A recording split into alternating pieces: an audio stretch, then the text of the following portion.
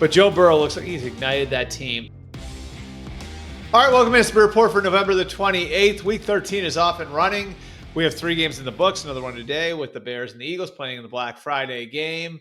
And we are going to start by recapping all of the action from Thursday. We'll go in chronological order, and that means starting with the 1 o'clock game. The Packers go into Ford Field and beat the Bears, and now you're starting to see some separation in the NFC North, where you have the Packers and the Bears at the top of the division. Those two teams play in Week 14 and Week 16. We'll see whether the Bears are in first or second, whether the Packers are first and second going into Week 14, with the game a little later today in Philadelphia, the Bears going in there.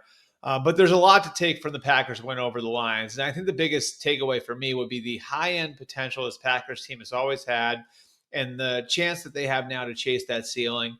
Jordan Love was fantastic in the Thanksgiving game. His passer rating was over 120. It feels like as a passing game, they're starting to figure it out without Tucker Kraft as part of the equation. Tucker Kraft, I believe, was their best skill position player before he went down with the torn ACL. So they've had to figure some things out with some of the receivers in and out of the lineup. Now you see a big game from Christian Watson, some key catches there for him. I've always felt like his potential was sky high. Dontavian Wicks has a huge catch near the end of the game. So you're starting to see guys figure their roles out. Luke Musgrave making some plays in the spot where Tucker Kraft was making those plays. And Josh Jacobs coming back in the running game. The running game looks like it's getting going now too. So can the offense come close to where the defense has been? Because the defense has been one of the best in the NFL. Micah Parsons might be the defensive player of the year if it weren't for Myles Garrett potentially setting the sack record in Cleveland. This looks like it's got the makings of a very complete team that is starting now to figure it out. This is right when you want to be figuring it out. And again, they have 2 very important games. It's a sign of how things can change in the NFL. Down the stretch last year, obviously in the NFC North, the Packers were good, but they weren't in the class of the Lions or Vikings in December and January of last year. And those 2 teams were fighting it out. Now, the other 2 teams in the NFC North, the Packers and the Bears, look poised to fight it out in December and January to figure out who's going to wind up winning that division and having the home playoff game that's going to come along with that. All right, the mid-afternoon game. And a lot of people are going to make Chiefs-Cowboys about what's wrong with the Chiefs. But I want to start with what's right about the Cowboys, which of late appears to be just about everything. And this is a pretty stunning result. They have now beaten the 2 Super Bowl teams from last year, the Eagles and Chiefs, in a 5-day stretch, which is pretty incredible. They're able to outlast a desperate Chiefs team. Really took their best punch there in the second half. Patrick Mahomes leading them back, fighting through some of the drops his receivers had. He had the one big play where he escapes the rush and gets the ball downfield to Xavier Worthy, and they fought and fought and fought. And the Cowboys were able to hold them off and close the game out with the ball in their hands at the end of the game.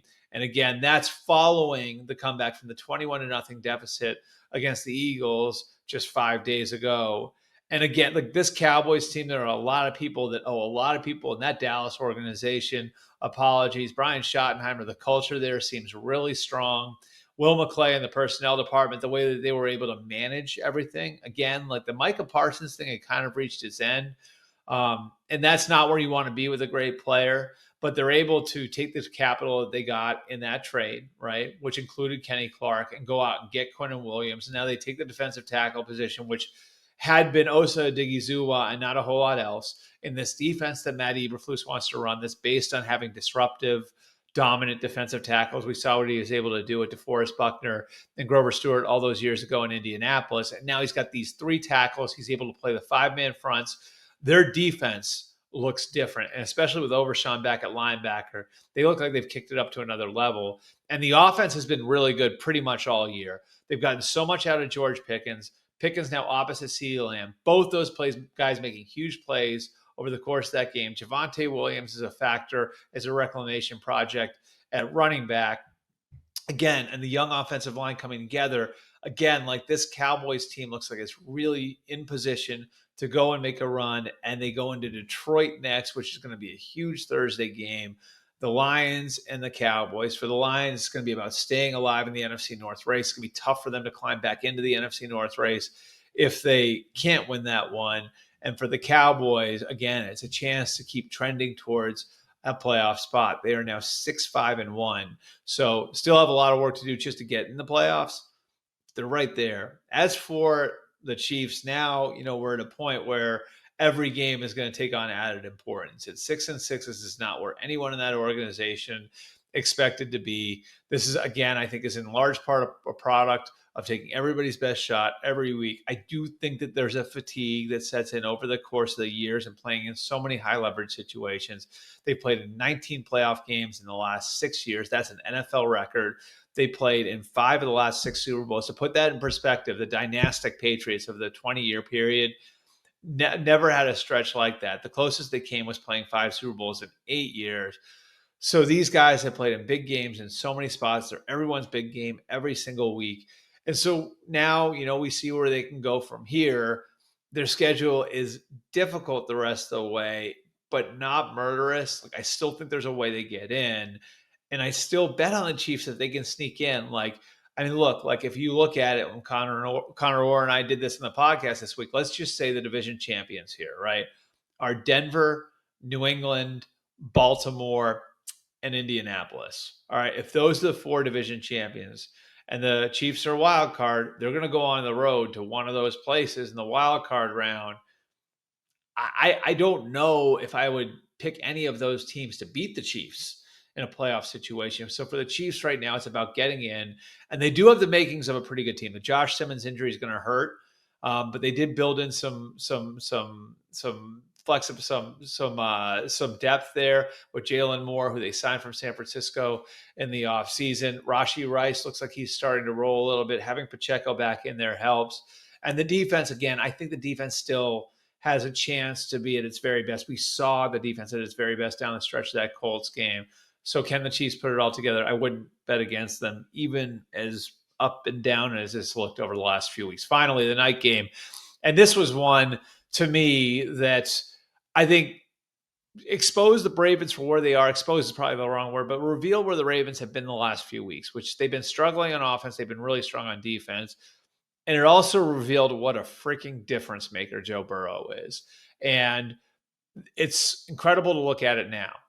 But at 3-8, the Bengals could still win that division. And I know that sounds nuts, but that was the spot they were in last year. 4-8, not 3-8. They were 3-8 going into Thanksgiving.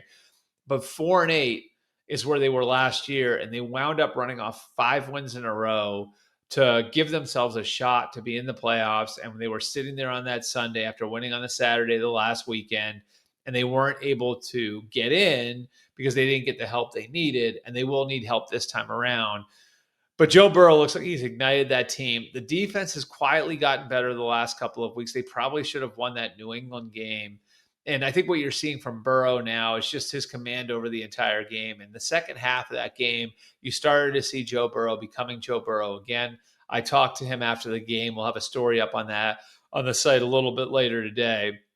But he really said that he reached his comfort level. He's able to kind of settle his lower half down.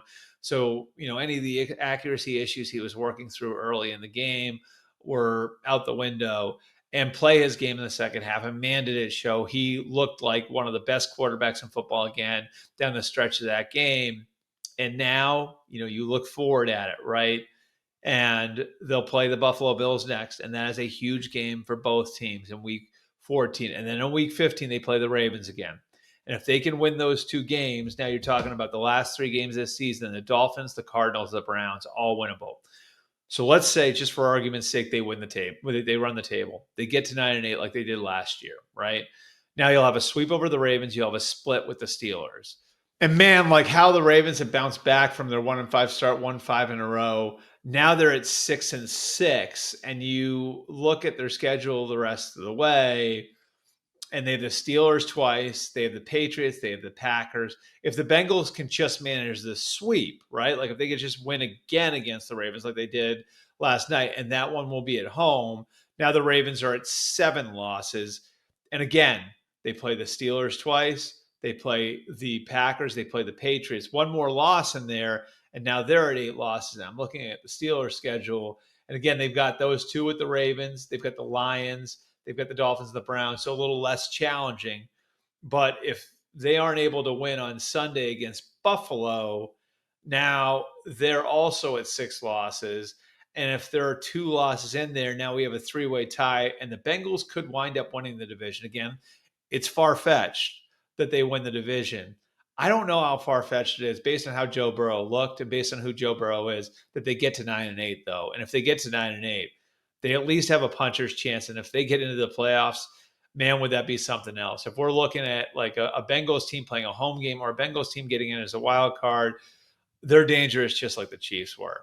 So appreciate you guys coming out. As always, be sure to leave your comments down below here on the YouTube page, or you can get to me on social media at Albert Breer on Twitter, at Albert R. Breer on Facebook, at Albert_Breer on Instagram. We got great games still to come this weekend. As we mentioned, Bills Steelers is on Sunday. We also have a big Texans Colts showdown. And of course, a little later today, we got the Bears and the Eagles. We'll be recapping all of it on Tuesday. Appreciate you guys coming out. We'll see you guys then.